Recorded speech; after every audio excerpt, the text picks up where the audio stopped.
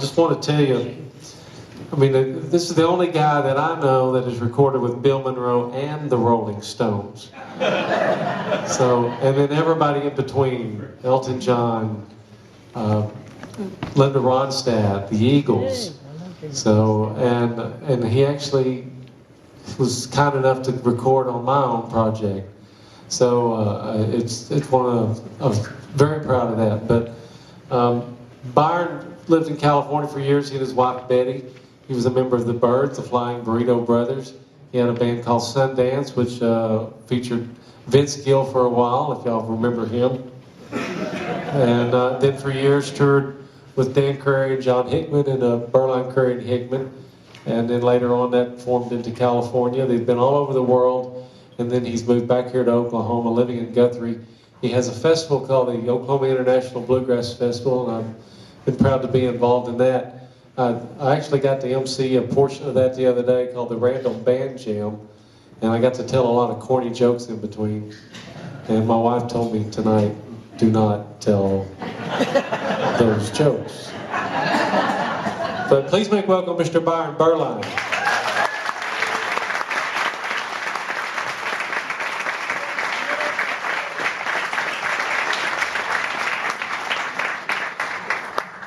Well, thank you, Jim. Very nice of you.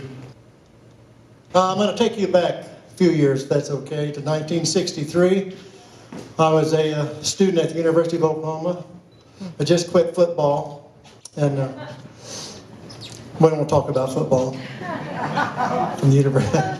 We will later. But I was a sophomore that year, and I just quit, and I was throwing the javelin for the track team, so I had a lot more time on my hands. So I wanted to play a little music for some guys, so we got together and formed a little bluegrass band. And we knew two songs. We knew Cripple Creek, and we knew Lonesome Road Blues. So we went and tried out for the Oklahoma Hootenanny Show, which was broadcast live on TV at the University of Oklahoma there. This was about this time. 1963, about this time of the year, in the fall, I remember. And so we went to do that TV show, and on the show was a group called the Kimberleys, Steve Brainerd, Buffy St. Marie, and a guy by the name of Mason Williams, who happens to be here. There he is. And I'll never forget, when I first met Mason, he said, "Hey, you want to see my 51 Chevy? It's out in the parking lot. You want to go see it?" I said, "Yeah." And it was one of those green Chevrolets, you know. Actually, think about it, it wasn't all that old then. It was only about 12 years old, but we thought it was a cool car. And we bonded right there. We just had a, didn't we? But anyway, that was it's funny how you remember things like that. And I think Mason remembers that too. And we actually became friends, and we didn't see each other for quite a while then. I mean, he went on to greater fame, you might say, and he moved to Hollywood, where he was proficient not only in music but art, and he wrote poems, he wrote books, he wrote manuscripts, he did all kinds of things. I mean, he was just, besides being a performer and had a record contract too. And he did have one little hit there. What was the name of it? Classical Gas. Yeah, that's it. But,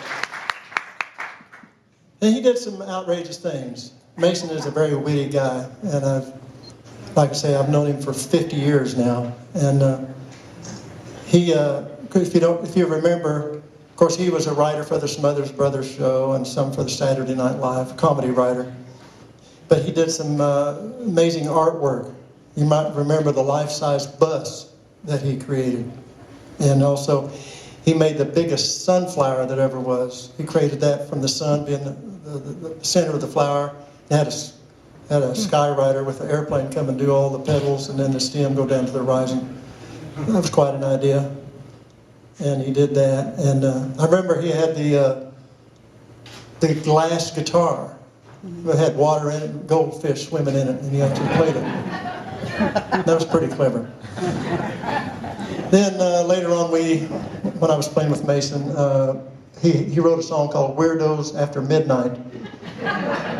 And so each one of us in the band, whatever we played, he'd make these props, usually put on our head, like for hats. I had a bow running through my head, fiddle bow, and the banjo player had a thumb pick stuck on his head, or finger pick rather, and the mandolin player with a flat pick, and it's just great things. But anyway, Mason, he liked bluegrass music, and he likes fiddle tunes. So what he did, he wrote all the charts for a symphony orchestra for bluegrass music. And that's kind of where I came in. In 1976, Mason invited my band, a group called Sundance, to perform at the Oklahoma City Symphony. And we did that, played there, first time I'd ever played with a symphony orchestra. It was great to see all the violins and the cellos and the bass players playing fiddle tunes with us. And it was quite an accomplishment for Mason to be able to put all that together. And I can say that was 1976. And from that day on, or that year on, I think I performed several hundred shows with Mason. And with different symphonies and different places. We played everything from ski lodges to what? All kinds of places, didn't we? And but anyway, who would have thought, 50 years later, but I would be inducting Mason Williams into the Oklahoma Music Hall of Fame. And before I induct you, Mason, I've got a poem for you. Okay. All right? You guys have to help me here, okay? How about that, Mason Williams? Ain't he fun? Writing them poems with a clever pun. When he plays and sings, he really is first class. To me, he's truly a classical guest. Put your hands together. He has a lot of class, and he is a gas. The one and only Mason Williams, right here in the Oklahoma Music Hall of Fame. Come on, man.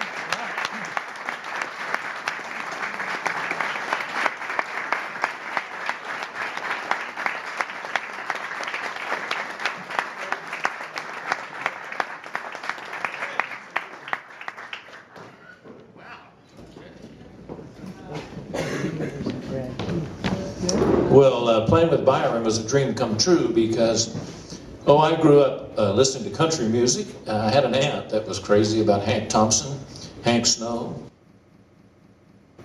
Hank Williams, all those Hanks, and Eddie Arnold, and the whole batch of them. And so when I moved to Oklahoma City in 1947, I heard Cotton Eye Joe by Bob Wills on the radio, and I asked my dad to buy that record for me, which was a pretty good trick because we didn't even own a record player. But he bought where me and my aunt and uncle had a record player, so they'd go over and play cards and dominoes and things like that, and I'd just sit in the living room and listen to it over and over and over. And when I got together with Byron, we got to play Cotton Eye Joe. Well, I've had a very interesting musical career. In high school, I fell in love with pop music, and I didn't know you were supposed to, you could sing up here, but I sang all the Platters songs like, oh yes, I'm the great pretender, pretending that I'm doing well. My need is such, I pretend too much. I'm wearing my heart like a crown. Well, all this came in very handy.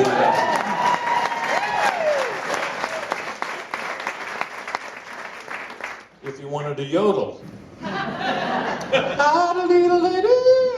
Well, those sort of things, so your falsetto was in good shape when it became time to yodel. And I wrote a lot of comedy stuff. I was the kid that usually sang the naughty songs at recess. Davy caught it, gave it to the old frontier. Of course, in the 4th grade, you thought caught it was a cold. Even songs like this. When your sweetheart sends a letter of goodbye, don't you know you'll feel better if you cry?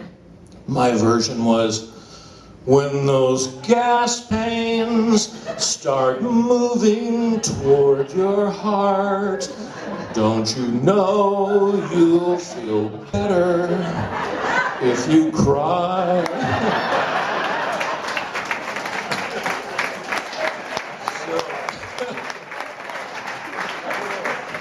I had an early start in comedy, and Byron was a wonderful source of comedy.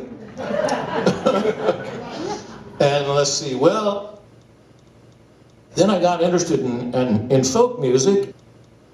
All those songs like, my sweetheart's the mule in the mind, I drive her without any lines, on the bumper I sit and I chew and I spit all over my sweetheart's behind. Those came in very handy when I was writing folk music for the Smothers Brothers routines. I was a student at Oklahoma City University, and Mike Settle and I had a duo. Mike is from Muskogee, and he's going to be in the Music Hall of Fame someday. He wrote But You Know I Love You and so many great songs.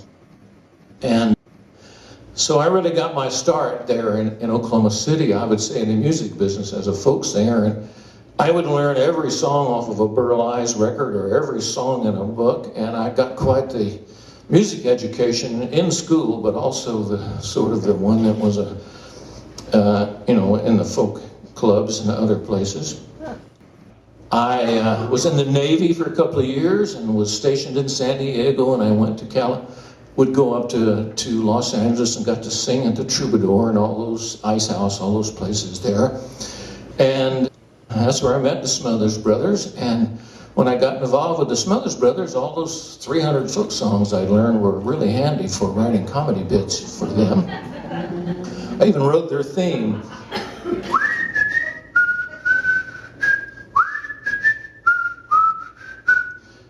If some of you remember that from the TV show. Most people don't know there's a lyric to it. It's the Smothers Brothers, a showbiz act with a sibling complex. They might as well be married. Lots of arguments and no sex. So, anyway, after Classical Gas was a hit in 1968, the summer of '68, and I'm kind of an odd duck in that I didn't know anything about writing a classical guitar piece. I just started out. But I kind of realized that being naive is one way to be original. And so I just happened to put everything I learned in music school into this tune, and it was a big hit for me. And people say it's the most famous guitar piece in the world now, which is kind of a far out thing when you think how many guitar players in the world there are.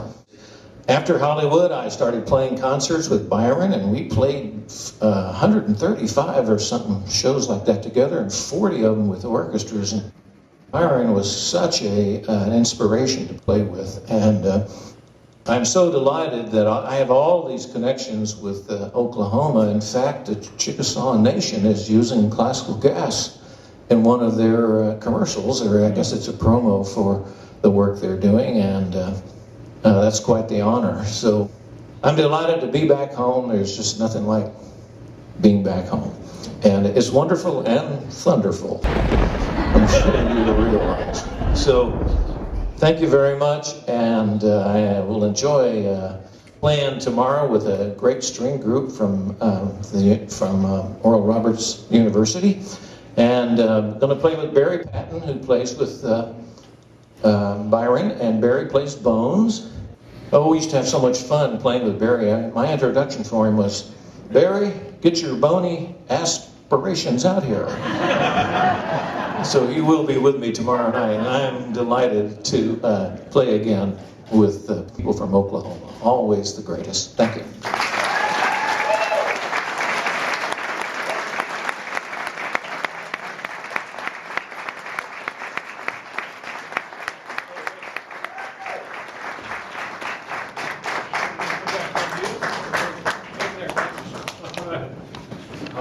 me to thank myself.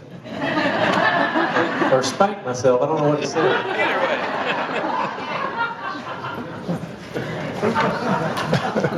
Speaking of, Barry, do you have those bones with you?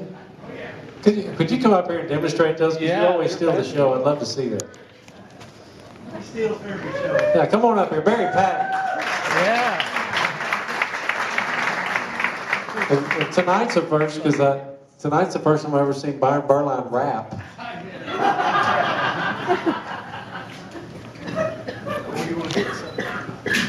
Play some classical gas. Classical gas, Yeah. okay, here we go. What key? We're in this in B flat, right, Mason? A minor. Oh, A minor, okay. Down a half Yeah. step.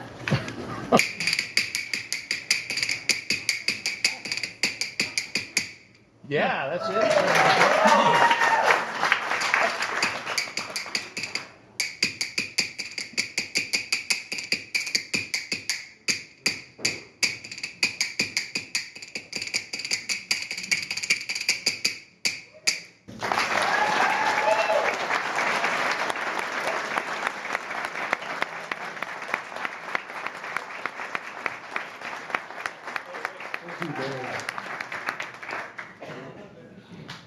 You know, we do have some great performances tomorrow night. Mason will be there, Jimmy Webb, Norma Jean, and Barbara McAllister, and the Swan Brothers. So we've still got more here tonight, but I just want to tell you about that. I do want to let you know Sandy Patty is unable to make it tonight, and Jimmy Webb, my wife Tracy and Mason and his wife Karen, we went and watched Jimmy last night, and contrary to popular belief, we did not party too long and keep him up. So, but he's resting up for his performance tomorrow. So Yeah, it was great.